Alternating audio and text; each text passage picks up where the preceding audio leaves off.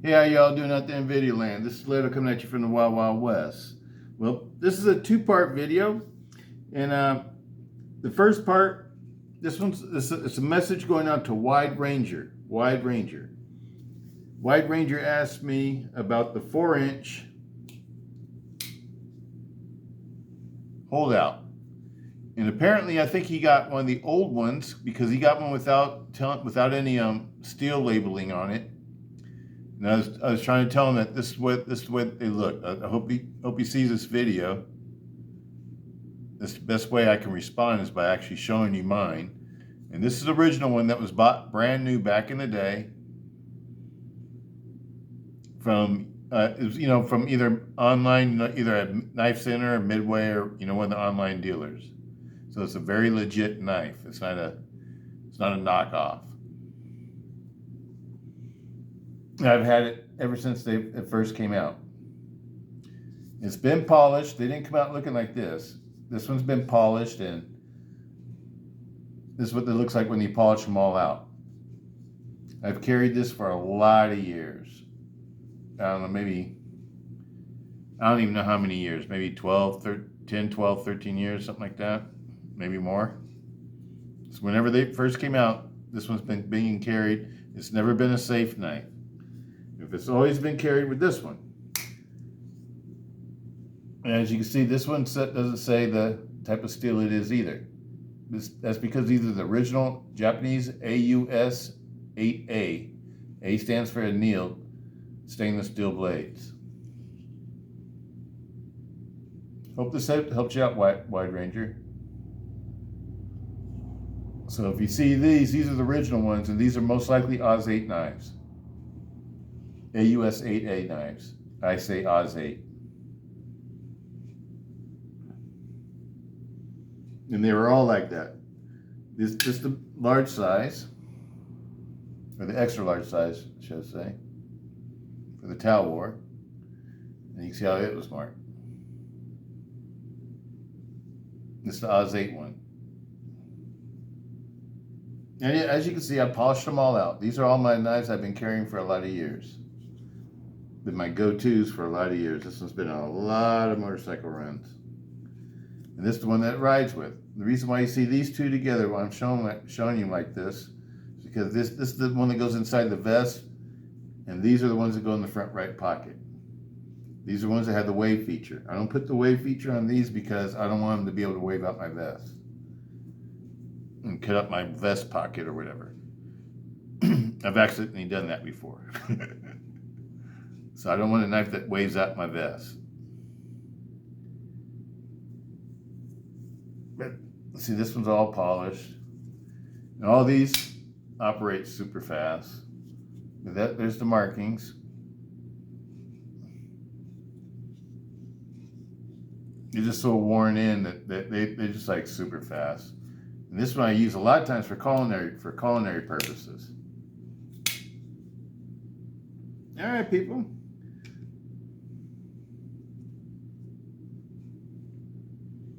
That's the first part. That's for Wide Ranger. All right, I'm gonna go ahead and move these off the table, and we'll get into the next part of this video.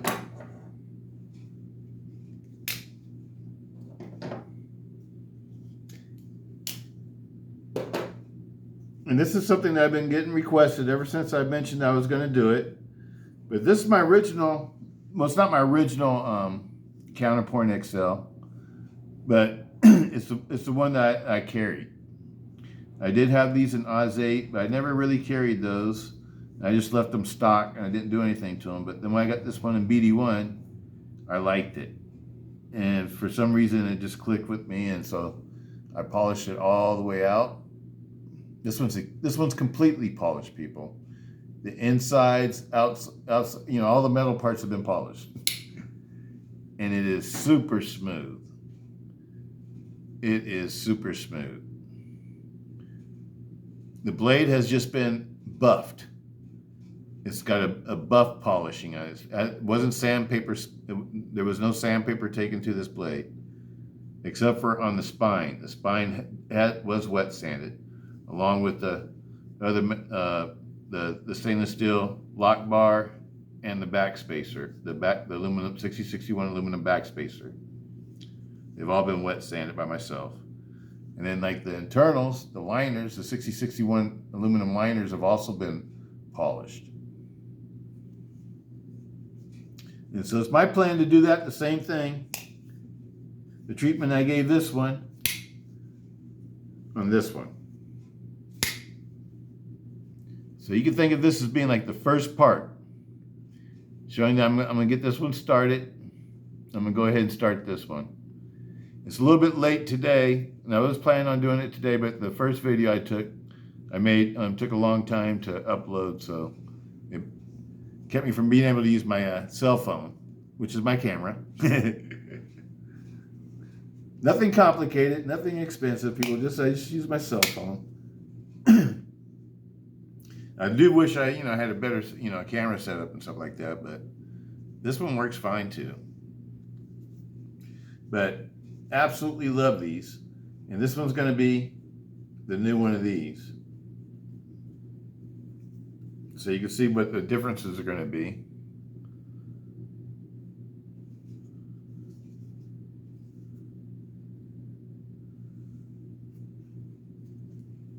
I'll tell you what we're going to do though. We'll go ahead and start taking it apart.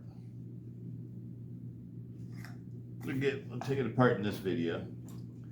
In the next video that you see of it will be the starting of the sanding, the wet sanding and all the polishing parts, the polishing of it that I'm going to do.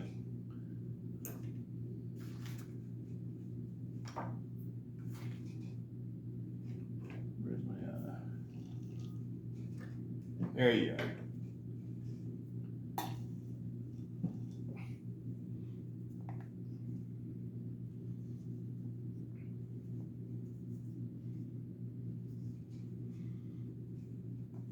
Right.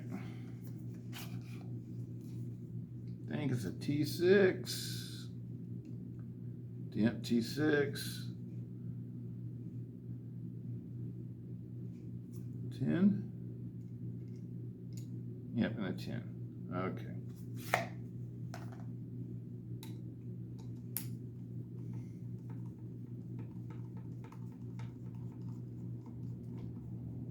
T10 and T6. Using my Weehaw tools. Absolutely love the Weehaw tools. These German tools are awesome. These German bits, they hold up way better than... I used to always use Craftsman's. And these are better than the Craftsman's, people. I went through a lot of Craftsman's. But one thing that was cool about the Craftsman's, though, that I used to like, is that I live in the area where we used to have a mall that, now the mall's sort of dying out. People, I guess, don't go to the mall anymore. But it had a Sears in it. And then the Sears closed. But that's one thing I used to always like about it, because if you did wear out a driver or anything, you just take it back there and they would just replace it. They would just give you a new one. I miss that. That's why I always bought Craftsman tools. Most of my tools are Craftsman tools.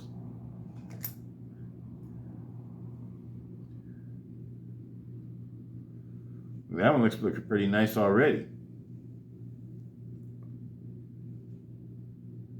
That one's more nicer than this one was. This one I had to polish it to be like that.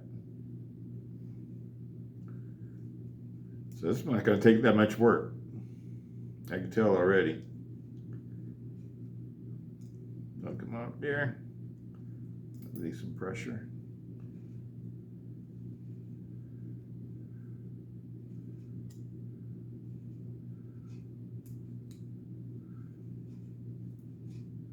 Oh yeah, the inside's been polished already.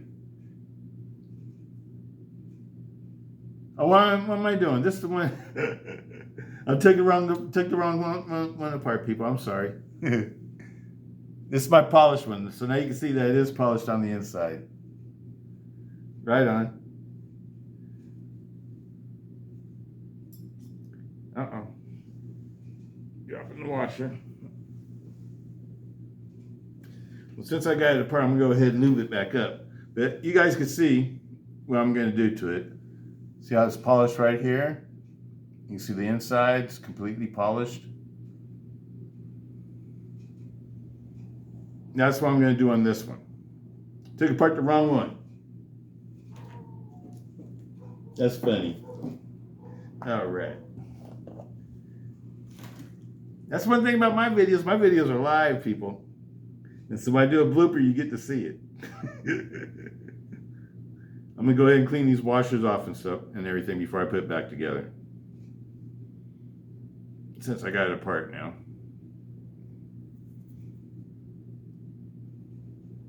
All right. That's funny.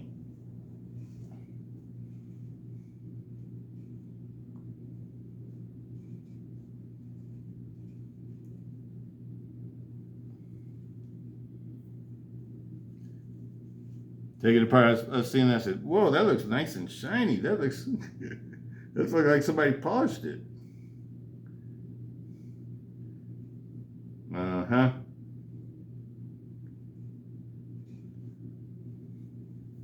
All right.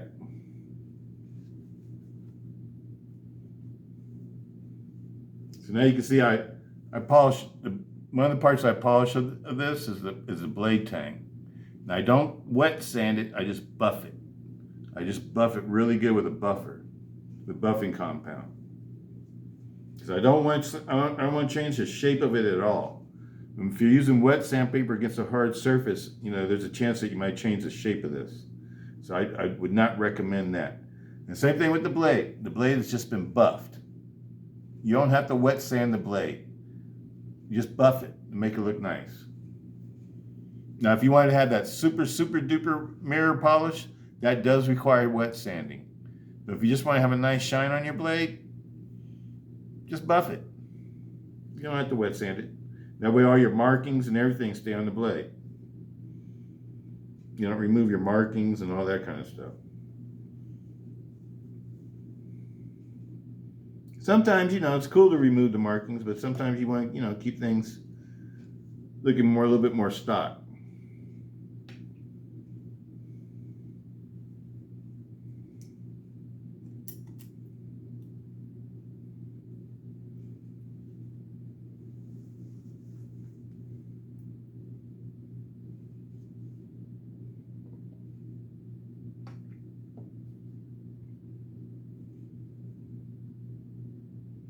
Teflon goes against the blade tang.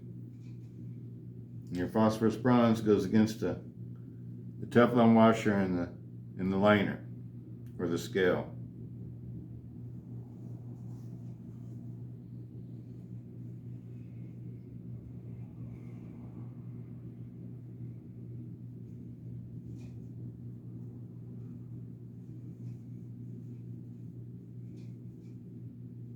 You can see I polished the lock bar all out.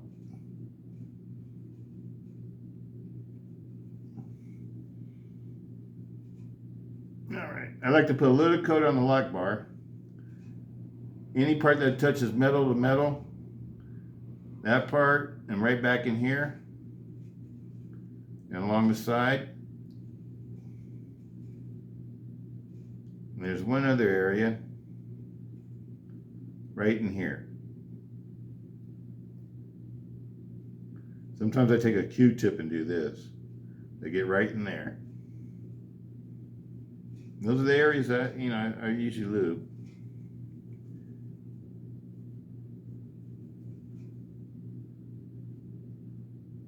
Oh, my spring's not in there. The spring I put a little bit of lube on too. This spring has been rounded off because this wasn't a very smooth operating knife, and so I had to modify the spring a little bit. But you can see what I did to it.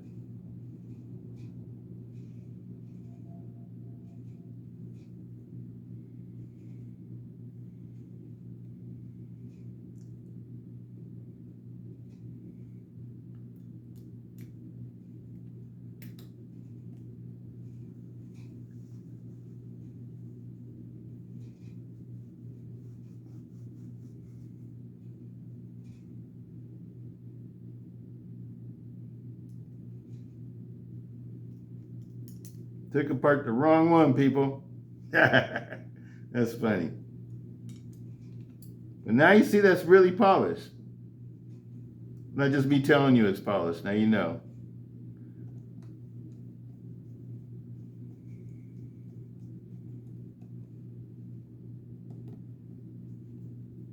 For those of you that didn't see me build this knife back in the day. This was another YouTube knife back in the day. YouTube build. Long time ago, though. All right. And it's been my favorite counterpoint ever since.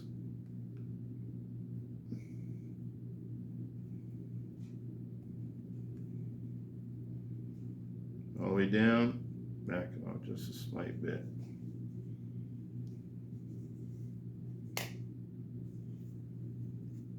Perfectly centered.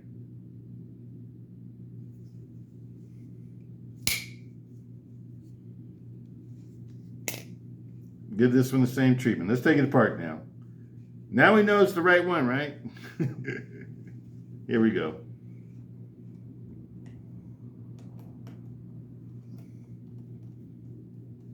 But that's the treatment, you know, for everybody that's been asking me about this. I'm going to do this one.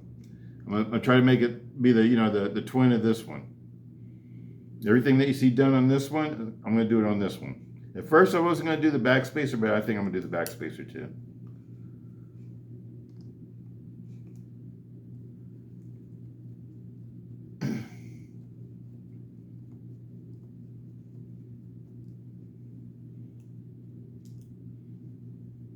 This one, when I first bought it, it was almost $80.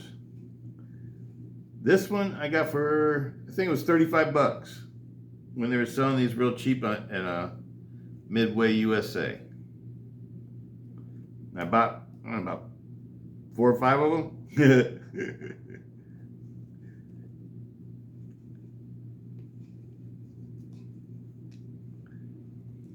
And I bought it with the intent of, you know, doing the project on one of them. So now you can see how the liners really look when they're not polished.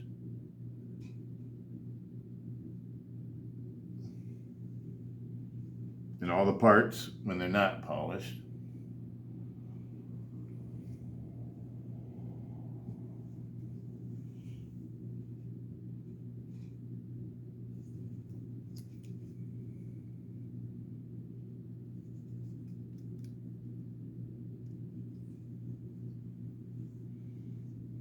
All right.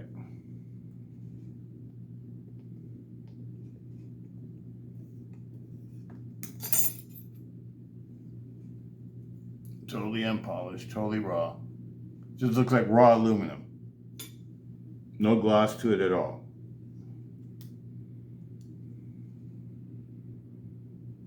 Okay. There's the washers.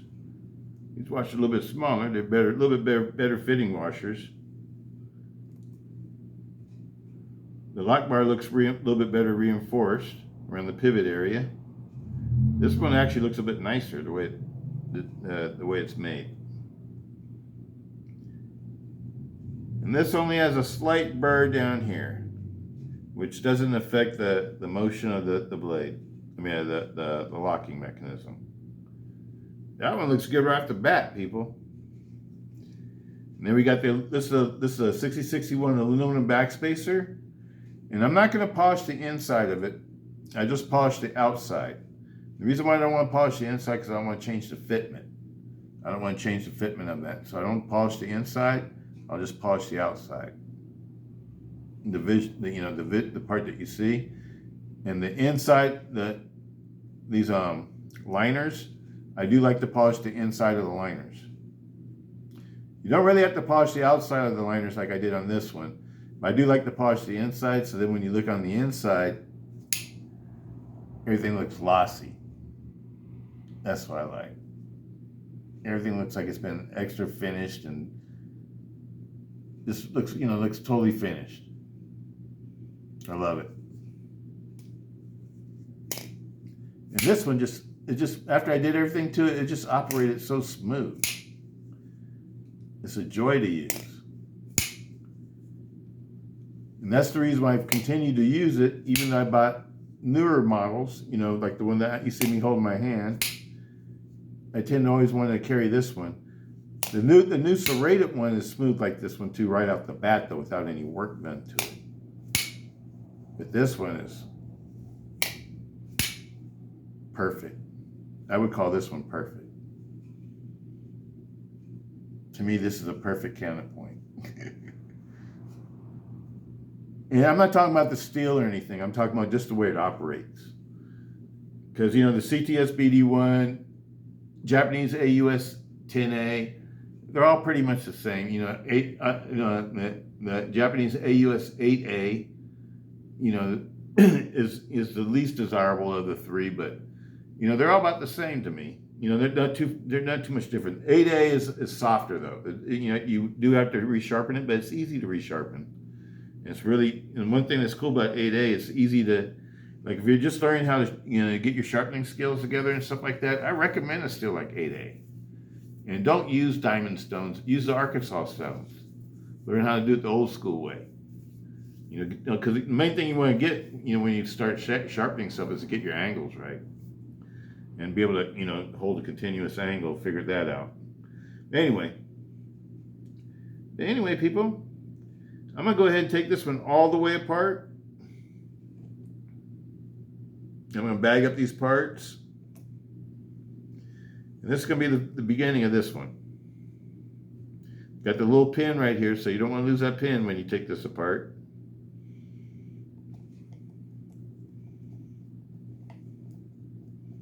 I'm going to put all these parts in a plastic bag.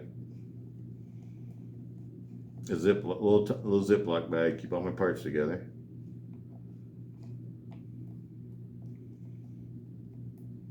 Now I'll start polishing things. And the next video will be when I start polishing. And this will be like my project for the next couple of days. Tomorrow I'll probably do a wet sanding video when I get off work.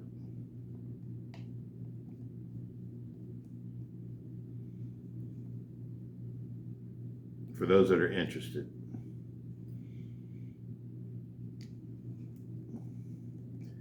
Then on the third day, I'll do the polishing. Polishing and the assembly. So it's going to be like a three-part, you know, series or whatever. Okay, got that little pin right here. You don't want to lose this little pin. Little pin, you don't want to lose that.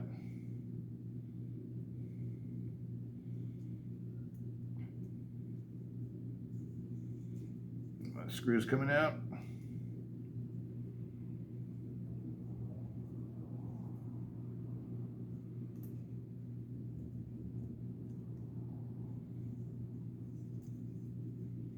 All right, see what that looks like. And that's what the scale looks like. I wish somebody would make G10 scales out of these. You know, just make duplicates of these. Only make them out of G10. G10 or carbon fiber, what have you. Or even aluminum, that'd be tight. Some aluminum scales. Oh man, make a totally polished counterpoint. Oh, that'd be tight. You hear that, original goat? Aluminum scales for the counterpoint XLs. Aluminum scales so we can make a polished one. Oh yeah, that'd be tight. OG1 pattern or the shark's tooth pattern, or you know, the gun stock. Oh hell yeah, that'd be too cool for school. All right, people. So I'm gonna go ahead and close this out. Let me looking for a plastic bag I can use real quick. This is a tool that you use for spreading apart the pin on a Spyderco, so you can change the scales on it. It'll be okay if it's not in its original container. Use it for this right now.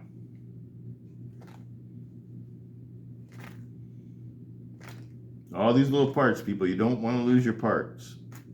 Always make sure you keep all your parts. And you see me just toss them in here because I know what sizes they are. But if you don't know what sizes they are, you might want to mark things and do all that kind of stuff too. This is going to get polished.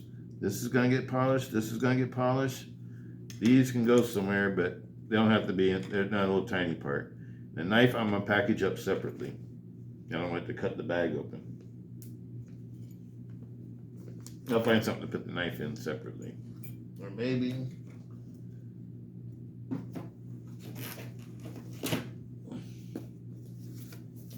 see what we got in this box. Ah, scales. Well, will the blade fit in there too right now? No, it's a little bit too small. Too small for that. All right, people. I'm going to go ahead and close this one out. Call this one part 1. Get my tools put away.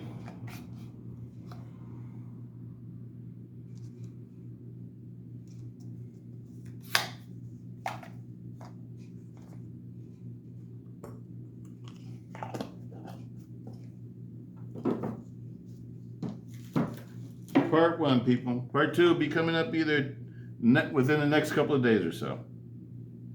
Oh, look at that! Look at there. There's part of that washer there I need to put in there. Don't want to lose that.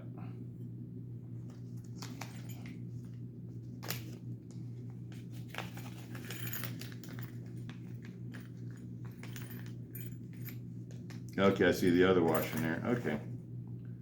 It didn't stick to the phosphorus bronze wash. All right, people.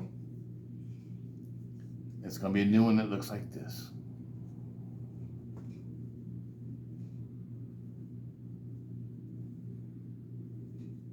Got that fingerprints on it now.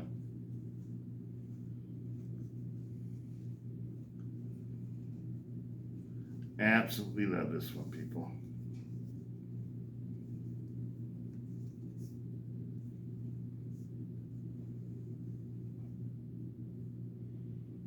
CTS BD1. It's going to have a twin. The Japanese AUS 10A. Brand new one. Brand new GSM one. This is old cold steel, original cold steel, Lindsey Thompson Company one. Absolutely love it. Been carrying it for a lot of years, people. It absolutely rocks.